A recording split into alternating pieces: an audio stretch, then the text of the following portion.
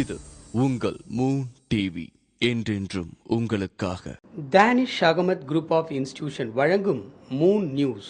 Danish Ahmed College of Engineering, Chennai. Danish Ahmed Institute of Technology, Coimbatore.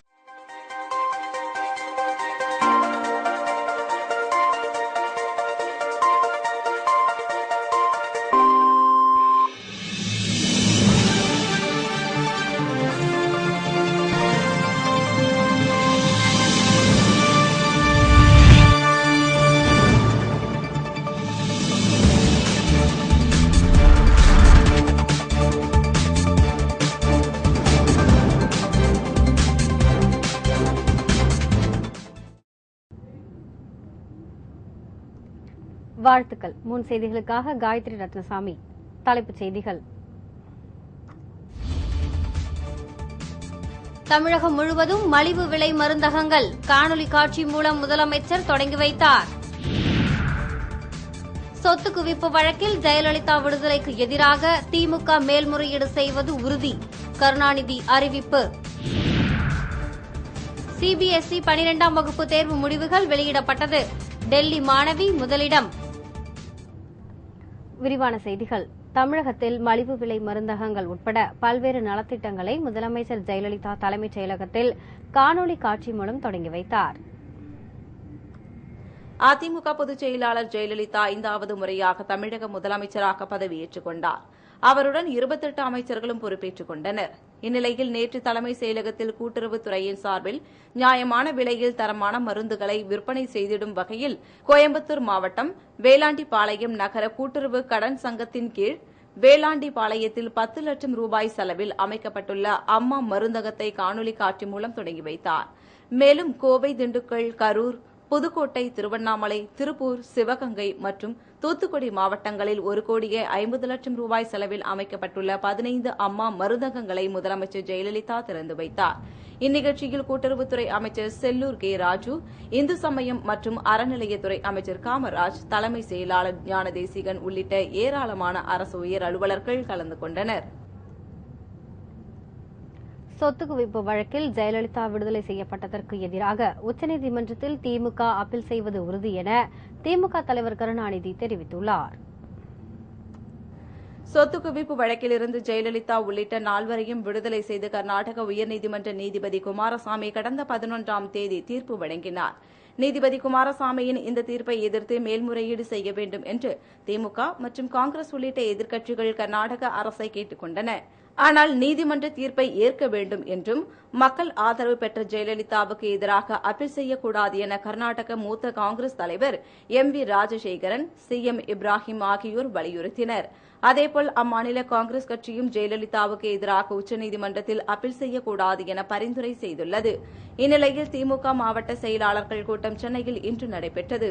கூட்டத்தில் பேசிய திமுக தலைவர் கருணாநிதி, சொத்து குவிப்பு வழக்கில் ஜெயலலிதா விடுதலை செய்யப்பட்டதற்கு எதிராக உச்சநீதிமன்றத்தில் திமுக அப்பீல் செய்வது உறுதி என தெரிவித்தார். சிபிஎஸ்இ 12ஆம் வகுப்பு தேர்வு முடிவுகள் நாடு முழுவதும் இன்று வெளியாகின. ஆனால் தேர்வு முடிவுகள் குறிப்பிட்ட நேரத்தில் வெளியாகாமல் தாமதமாக வெளியானதால் மாணவர்கள் மத்தியில் குழப்பம் நிலவியது. சிபிஎஸ்இ என்றழைக்கப்படும் மத்திய இளநிலை கல்விக் கழகம் நாடு முழுவதும் 8 மண்டலங்களாக செயல்பட்டு வருகிறது. தமிழ்நாடு, ஆந்திரா, தெலுங்கானா, கோவை, புதுச்சேரி, அந்தமான் நிக்கோபார் தீவுகள், டாமன் மற்றும் டையூ ஆகியவை சென்னை மண்டலத்தின் கீழ் இயங்கி வருகிறது.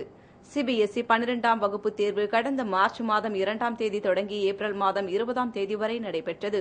இதில் நாடு முழுவதிலும் 10,40,000 மாணவ மாணவிகள் தேர்வு எழுதினர். இதற்கான தேர்வு முடிவுகள் மே 20ஆம் தேதி வெளியிடப்படும் என முதலில் அறிவிக்கப்பட்டு பிறகு மாற்றப்பட்டு இன்று இணையதளத்தில் வெளியிடப்பட்டது. சிபிஎஸ்இ 12th ரிசல்ட்ஸ் வந்துச்சு. நாங்கள் எல்லாரும் 90% மேலே எடுத்திருக்கோம். பேப்பர் டஃப்பாக இருந்தாலும் எங்களுக்கு ரிசல்ட்ஸ்லாம் நல்லாவே வந்திருக்கு. 90%நாலே எங்களுக்கு சாட்டிஸ்ஃபை, நல்ல காலேஜ்லாம் கிடைச்சிரும். அதனால இப்போ ஓரளவுக்கு நிம்மதியாக இருக்கு. இன்று மதியம் 12 மணிக்கு வெளியாகும் என அறிவித்ததும் நாடு முழுவதிலும் மாணவர்கள் ஆர்வமுடன் இணையதளத்தில் தேடினர். ஆனால் 45 நிமிடம் தாமதமாகத்தான் முடிவுகள் வெளியானது. இதனால் மாணவர்கள் மத்தியில் சில மணி நேரம் பெரும் குழப்பம் நிலவியது. 20th வரும்னு சொன்னாங்க, அதுக்கப்புறம் 26th சொன்னாங்க, அதுக்கப்புறம் ஒரு 2 days பேக் 25th வரும்னு சொன்னாங்க, வந்துருச்சு. 12 o'clock வரும்னு சொன்னாங்க, பட் 1 o'clock அந்த மாதிரி தான் வந்துச்சு. But it's okay. வெயிட் பண்ணதுக்கு ஒரு நல்ல பலன் மாதிரி கிடைச்சது. நாட்டிலேயே திருவனந்தபுரத்தில்தான் 95.4% பெற்று அதிக மாணவர்கள் தேர்ச்சி பெற்றனர். இதில் டெல்லி மாணவி ஒருவர் 99.2% மதிப்பெண் பெற்று முதல் மாணவியாக தேர்ச்சி பெற்றார். வாக்காளர் பட்டியலுடன் ஆதார் எண்ணை இணைக்கும் திட்டத்தை தேர்தல் ஆணையம் கைவிட வேண்டும் என பாமக நிறுவனர் ராமதாஸ் கோரிக்கை விடுத்துள்ளார். இதுகுறித்து ராமதாஸ் வெளியிட்டுள்ள அறிக்கையில், வாக்காளர் பட்டியலில் ஒருவரின் பெயர் ஒன்றுக்கும் மேற்பட்ட இடங்களில் இடம்பெற்றிருப்பதை கண்டுபிடித்து நீக்கும் பணியில் தேர்தல் ஆணையம் ஈடுபட்டிருப்பதாகவும், வாக்காளர் பட்டியலை தூய்மைப்படுத்துதல், அதன் மூலம் தேர்தலில் கள்ள ஓட்டை தடுத்தல் ஆகிய தேர்தல் ஆணையத்தின் முயற்சிகள் பாராட்டத்தக்கவை என தெரிவித்துள்ளார். ஆனால் வாக்காளர் பட்டியலில் இரட்டை பதிவுகளை நீக்க வசதியாக வாக்காளர்கள் வாக்காளர் பட்டியலில் தங்களின் பெயருடன் ஆதார் எண் உள்ளிட்ட விவரங்களை இணைக்க வேண்டும் என்று தேர்தல் ஆணையம் அறிவித்திருப்பது வாக்காளர்கள் மத்தியில் தேவையில்லாத குழப்பங்களையும் சர்ச்சைகளையும் ஏற்படுத்தியிருப்பதாகவும், ஆதார் எண் உள்ளிட்ட விவரங்களை உள்ளூர் தேர்தல் அதிகாரிகளிடம் உடனடியாக எழுத்து மூலம் தெரிவிக்க வேண்டும், இல்லாவிட்டால் வாக்காளர் பட்டியலில் இருந்து உங்கள் பெயர் நீக்கப்படும் என்று எச்சரிக்கை விடுத்துள்ளது வருத்தமளிப்பதாகவும் ராமதாஸ் தெரிவித்துள்ளார். வாக்காளர் பட்டியல் திருத்தம் தொடர்பான அறிவிப்பை இந்திய தலைமை தேர்தல் ஆணையம் சில மாதங்களுக்கு முன் வெளியிட்டபோது, வாக்காளர் பட்டியலில் ஆதார் எண்ணை இணைப்பது கட்டாயமல்ல என்றும், விருப்பமுள்ளவர்கள் மட்டும் ஆதார் எண்ணை இணைத்தால் போதுமானது என்றும் கூறியிருந்த நிலையில், தற்போது வாக்காளர் பட்டியலில் ஆதார் எண் இணைக்கப்படாவிட்டால் வாக்காளர் பட்டியலில் இருந்து பெயர்கள் நீக்கப்படும் என்று எச்சரிக்கை விடுத்திருப்பது வாக்காளர்களின் ஜனநாயக கடமையை பறிக்க மத்திய அரசும் தேர்தல் ஆணையமும் முயன்று வருவது கண்டனத்துக்குரியது எனவும் தெரிவித்துள்ள ராமதாஸ், வாக்காளர் பட்டியலில் ஒருவரின் பெயர் ஒன்றுக்கும் மேற்பட்ட இடங்களில் பதிவு செய்யப்பட்டிருந்தால் அதை கண்டுபிடித்து சரி செய்ய எத்தனையோ வழிகள் உள்ளதாகவும், அதை விடுத்து வாக்களிப்பதற்கு ஆதார் எண் அவசியம் என்ற நிலையை ஏற்படுத்த முயல்வதை ஏற்க முடியாது எனவும் தெரிவித்துள்ளார். எனவே வாக்காளர் பட்டியலில் ஆதார் எண்ணை இணைக்கும் திட்டத்தை தேர்தல் ஆணையம் கைவிட வேண்டும் என்றும், இல்லாவிட்டால் ஆதார் எண் இணைப்பு கட்டாயமல்ல, விருப்பம் சார்ந்தது என்று அறிவிக்க வேண்டும் என்றும் ராமதாஸ் வலியுறுத்தியுள்ளார். 5வது முறையாக தமிழக முதலமைச்சராக பொறுப்பேற்ற ஜெயலலிதாவின் புதிய திட்டங்கள் மக்களை ஏமாற்றுவதற்காகத்தான் என தேமுதிக தலைவர் விஜயகாந்த் குற்றம் சாட்டியுள்ளார். ஜெயலலிதாவின் புதிய திட்டங்கள் குறித்து தேமுதிக தலைவர் விஜயகாந்த் இன்று அறிக்கை வெளியிட்டுள்ளார். ஊழலுக்கான தண்டனையால் 2வது முறையாக ஜெயலலிதா பதவி இழந்த நிலையில் உயர்நீதிமன்ற தீர்ப்பின் மூலம் மீண்டும் தமிழக முதலமைச்சராக ஜெயலலிதா பதவியேற்றுள்ளது நீதியை எதிர்பார்க்கும் அனைவருக்கும் ஏமாற்றம் அளிக்கும் விதமாக உள்ளது என விஜயகாந்த் தெரிவித்துள்ளார். மேலும் 2011 பதவியேற்ற ஜெயலலிதா 100க்கும் மேற்பட்ட அறிவிப்புகளை அறிவித்ததாகவும், ஆனால் அவை அனைத்தும் முழுமையாக நிறைவேற்றப்படவில்லை என குறிப்பிட்ட விஜயகாந்த், 5வது முறையாக தமிழக முதலமைச்சராக பொறுப்பேற்ற ஜெயலலிதாவின் புதிய திட்டங்கள் மக்களை ஏமாற்றுவதற்காகத்தான் என தேமுதிக தலைவர் விஜயகாந்த் குற்றம் சாட்டியுள்ளார். வெற்று அறிக்கைகள் வெளியிட்டதுதான் நரேந்திர மோடி அரசின் ஓராண்டு சாதனை என புதிய தமிழகம் கட்சித் தலைவர் கிருஷ்ணசாமி குற்றம் சாட்டியுள்ளார். புதிய தமிழகம் கட்சித் தலைவர் கிருஷ்ணசாமி சென்னையில் இன்று செய்தியாளர்களை சந்தித்தார். அப்போது அவர் கடந்த 21ஆம் தேதி வெளிவந்த 10ஆம் வகுப்பு தேர்வு முடிவுகள் மாணவர்களின் மதிப்பீட்டை கொண்டே வெளியாகியுள்ளது என்றும், இதனால் பல லட்சம் மாணவர்கள் பாதித்துள்ளதாகவும், அதனால் கல்வித்துறை இதுபோன்ற செயலில் ஈடுபடாமல் கிரேடு முறையை செயல்படுத்த வேண்டும் என வலியுறுத்தினார். ஊழலை ஒழிப்போம், வெளிநாட்டில் உள்ள கருப்பு பணத்தை மீட்டெடுப்போம் என்று இந்திய மக்களை மட்டுமல்லாது உலக இந்தியர்களை மத்திய பாஜக அரசு ஏமாற்றியுள்ளதாகவும், வெறும் வெற்று அறிக்கைகள் வெளியிட்டதுதான் மத்திய மோடி அரசின் ஓராண்டு சாதனை என குற்றம் சாட்டினார். மேலும் சேவை வரியினால் அனைத்து தரப்பினரும் பாதித்துள்ள நிலையில் மத்திய அரசு சேவை வரியை மீண்டும் உயர்த்தவுள்ளதற்கும் கிருஷ்ணசாமி கடும் கண்டனம் தெரிவித்தார். பொருளாதார வளர்ச்சியிலோ, விவசாயத்திலோ, வேலைவாய்ப்பில் அல்லது குறிப்பிட்டு சொல்லக்கூடிய அளவிற்கு வெளிநாட்டினுடைய முதலீடுகளையோ ஈர்க்காத நிலையில் எந்தவிதமான சாதனைகளையும் சொல்லிக் கொள்ளும்படியாக எதுவுமே இல்லாத நிலையில் வெறும் வெற்று அறிக்கைகளை மட்டுமே சாதனையாக மோடி அரசு எப்படி கொண்டாடுவது நியாயமாக இருக்க முடியும் என நான் கேள்வி எழுப்ப விரும்புகிறேன். ஜெயலலிதா சொத்து குவிப்பு வழக்கில் கர்நாடக அரசு ஜனநாயக முறையில் மேல்முறையீடு செய்ய வேண்டும் என்றும் புதிய தமிழகம் கட்சித் தலைவர் கிருஷ்ணசாமி வலியுறுத்தினார். தூத்துக்குடியில் வீடு இடிந்து விழுந்த விபத்தில் குழந்தை உட்பட 3 பேர் உயிரிழந்த சம்பவம் அப்பகுதியில் சோகத்தை ஏற்படுத்தியுள்ளது. தூத்துக்குடி மாவட்டம் மட்டக்கடை பகுதியைச் சேர்ந்தவர் தங்கவேல். இவர் அதே பகுதியில் சோடா தயாரிக்கும் நிறுவனம் நடத்தி வருகிறார். இந்நிலையில் தங்கவேல் தனது குடும்பத்துடன் நேற்று இரவு வீட்டில் தூங்கிக் கொண்டிருந்தார்.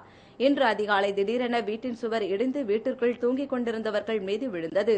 இதில் வீட்டில் தூங்கிக் கொண்டிருந்த தங்கவேல், அவரது மனைவி மற்றும் 2 வயது மகள் ஜனனி, தாயார் மற்றும் சகோதரி உள்ளிட்ட 5 பேரும் இடிபாடுகளுக்குள் சிக்கினர். தகவல் அறிந்து சம்பவ இடத்துக்கு வந்த தீயணைப்பு படை வீரர்கள் லட்சுமி மற்றும் முத்து ஆகியோரை உயிருடன் மீட்டு சிகிச்சைக்காக அரசு மருத்துவமனைக்கு அனுப்பி வைத்தனர். தொடர்ந்து நடைபெற்ற மீட்புப் பணியில் தங்கவேல், அவரது மனைவி ராஜலட்சுமி, குழந்தை ஜனனி ஆகியோர் இடிபாடுகளுக்குள் சிக்கி உயிரிழந்தது தெரியவந்தது. விபத்தில் வந்து பார்க்கும்பொழுது முன்னாடியும் 2 பக்கம் கிரவுண்ட் ஃப்ளோர் ஃபர்ஸ்ட் ஃப்ளோர் உள்ள பில்டிங் 3 அமைப்பாக இருக்கு. அந்த நடு பில்டிங் உள்ள மேல் மாடி இடிந்து கீழே விழுந்து கீழ் மாடி தரையும் அமுக்கி உள்ளே விழுந்து விட்டது. நாங்கள் வந்து பார்க்கும்பொழுது முதல் மாடியில் ஒரு நபர் இருந்தார். முன்னால் இருந்த முதல் மாடியில் 2 குழந்தை பெண்கள் இருந்தாங்க. அந்த பெண்களை மீட்டுட்டு அடுத்து அந்த இடிபாடுகளை அப்புறப்படுத்தி பார்க்கும் பொழுது அதனுள் தங்கவேலு வயது 38, ராஜலட்சுமி வயது 30, ஜனனி குழந்தை 3 பேரும் சிக்கியிருந்தாங்க. 3 பேருமே நான் மீட்கும் போது இறந்துட்டாங்க. அவங்களை மீட்டு வெளியே கொண்டு வந்துள்ளோம். மொத்தம் அதில் 5 பேர் சிக்கினார்கள். 2 நபர்கள் 2 பெண்கள் உயிருடன் காப்பாற்றப்பட்டார்கள். 3 பேர் இறந்துள்ளனர். இச்சம்பவம் குறித்து போலீசார் வழக்கு பதிவு செய்து விசாரணை மேற்கொண்டு வருகின்றனர். வீடு இடிந்து கணவன், மனைவி, குழந்தை உயிரிழந்த சம்பவம் அப்பகுதியில் பெரும் சோகத்தை ஏற்படுத்தியுள்ளது. பணிமனை தொழிலாளர்களை தற்கொலைக்கு தூண்டும் அதிகாரிகள் மீது நடவடிக்கை எடுக்க வலியுறுத்தி அரசு போக்குவரத்து கழக தொழிலாளர்கள் சென்னையில் இன்று ஆர்ப்பாட்டத்தில் ஈடுபட்டனர். தமிழகம் முழுவதும் அரசு ஊழியர்களில் கீழ்மட்ட நிலையில் உள்ளவர்களை உயர் அதிகாரிகளின் கெடிபிடிகளுக்கு ஆளாக்கப்படுவதாக சமீப காலமாக குற்றச்சாட்டுகள் எழுந்து வருகிறது. இதேபோல் போக்குவரத்து தொழிலாளர்களை சில உயர் அதிகாரிகள் பணிக்கெடுபிடி செய்து வருவதாகவும் அவர்கள் மீது நடவடிக்கை எடுக்க வலியுறுத்தி போக்குவரத்து தொழிலாளர்கள் சென்னை பல்லவன் இல்லம் முன்பு இன்று கண்டன ஆர்ப்பாட்டத்தில் ஈடுபட்டனர். அப்போது பேசிய தொழிலாளர் முன்னேற்ற சங்கத்தின் அமைப்பு செயலாளர் சண்முகம், வேலைப்பளு திணிப்பு, விடுப்பு மறுப்பு, பணி நேரம் உள்ளிட்ட பல்வேறு விதமான அழுத்தங்களை போக்குவரத்து ஊழியர்களுக்கு அதிகாரிகள் தொடர்ந்து தொல்லையளித்து வருவதாகவும் இதனால் ஊழியர்கள் மிகுந்த மன உளைச்சலுக்கு ஆளாகி தற்கொலை செய்து கொள்ளும் நிலைக்கு தள்ளப்படுவதாக குற்றம் சாட்டினார். இந்த நிர்வாகத்துக்கு உழைக்கக்கூடிய அந்த தொழிலாளர் இறந்து போட்டால் அந்த தொழிலாளருக்கு நேரம் வழங்க வேண்டும். அதே மாதிரி அந்த அதிகாரி கிருஷ்ணன் மீது தகுந்த நடவடிக்கை வேண்டும். அவரை டிரான்ஸ்பர் மட்டும் பணிமனை மாற்றம் செய்தால் போராது. அவர் மீது சட்டப்படியான நடவடிக்கை தேவை. அவரை கைது செய்து துறை ரீதியான நடவடிக்கை எடுக்க வேண்டும் என்பதுதான் எங்களுடைய போக்குவரத்து தொழிலாளர்களுக்கு தொடர்ந்து அழுத்தம் கொடுத்து தற்கொலைக்கு தூண்டும் அதிகாரிகள் மீது தமிழக அரசு உரிய நடவடிக்கை எடுக்க வேண்டும் என அவர் வலியுறுத்தினார். நாமக்கல் அருகே வேனும் காரும் நேருக்கு நேர் மோதிக்கொண்ட விபத்தில் 4 பேர் உயிரிழந்த சம்பவம் அப்பகுதியில் சோகத்தை ஏற்படுத்தியுள்ளது. நாமக்கல் பேருந்து நிலையத்தில் பேக்கரி நடத்தி வருபவர் கருணாமூர்த்தி. இவர் தனது கடையில் வேலை செய்யும் தொழிலாளர்களை அவர்களது வீட்டிற்கு செல்ல தனது காரில் அனுப்பி வைத்துள்ளார். அப்போது கும்பகோணத்திலிருந்து சுற்றுலா சென்றுவிட்டு வேனில் சிலர் ஊர் திரும்பிக் கொண்டிருந்தனர். இந்த 2 வாகனங்களும் நாமக்கல்லை அடுத்துள்ள கும்பம்பாளையம் என்ற இடத்தில் நேருக்கு நேர் மோதிக்கொண்டனர். இந்த விபத்தில் காரில் பயணம் செய்த கதிர், சுகுணா, ஜானகி மற்றும் ஓட்டுநர் ராஜா ஆகியோர் சம்பவ இடத்திலேயே உயிரிழந்தனர். படுகாயமடைந்த தமிழ்ச்செல்வன் என்பவர் அரசு மருத்துவமனையில் சிகிச்சைக்காக அனுமதிக்கப்பட்டுள்ளார். இந்த விபத்தில் சுற்றுலா வேனில் பயணம் செய்த 10க்கும் மேற்பட்டோர் காயமடைந்தனர். தகவல் அறிந்து சம்பவ இடத்துக்கு வந்த காவல்துறையினர் 4 பேரின் உடலையும் மீட்டு பிரேத பரிசோதனைக்காக அரசு மருத்துவமனைக்கு அனுப்பி வைத்தனர். இதுகுறித்து காவல்துறையினர் வழக்கு பதிவு செய்து விசாரணை நடத்தி வருகின்றனர். வடசென்னை அனல்மின் நிலையத்தில் 2வது நிலையின் முதல் அலகில் பழுது ஏற்பட்டதால் 600 மெகாவாட் மின் உற்பத்தி பாதிக்கப்பட்டுள்ளது. திருவள்ளூர் மாவட்டம் அத்திப்பட்டில் உள்ள வடசென்னை அனல்மின் நிலையத்தில் நிலை 2ல் நாள் ஒன்றுக்கு 1200 மெகாவாட்